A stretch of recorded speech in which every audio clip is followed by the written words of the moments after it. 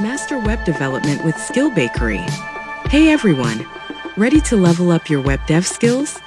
Introducing skillbakery.com premium courses starting at just $6 or 500 rupees.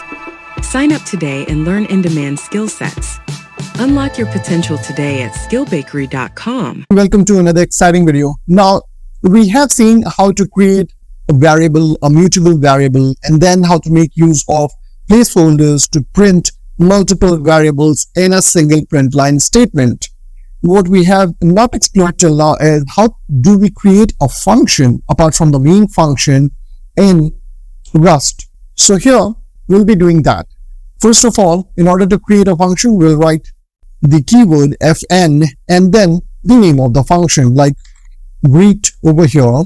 And if a function is going to take parameters, like in this case it is, we will be first of all defining the name of the parameter and then its data type separated by a column.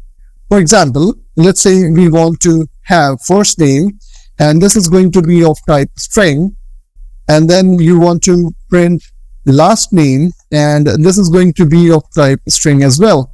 So these are the two parameters that this function is going to have.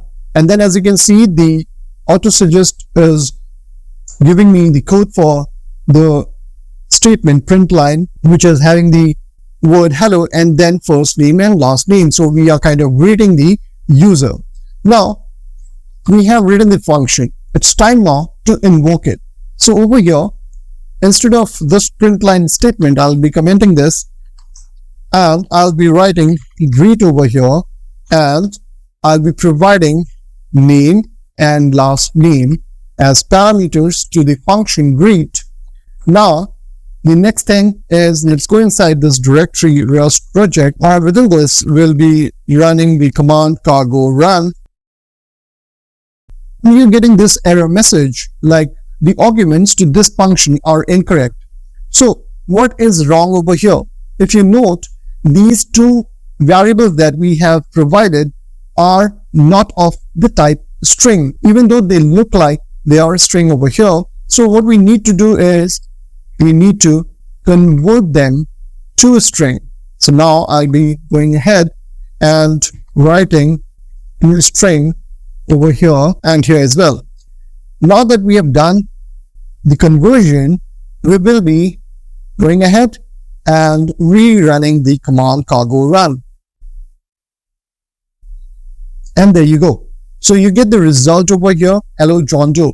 So you might be noticing that this does look a bit weird when it comes to other programming languages like JavaScript or C#, any other programming language. If you define a value of something within double quotes, it's automatically treated as a string, but not in Rust. You have to explicitly mention it and then only it's going to consider it as a string.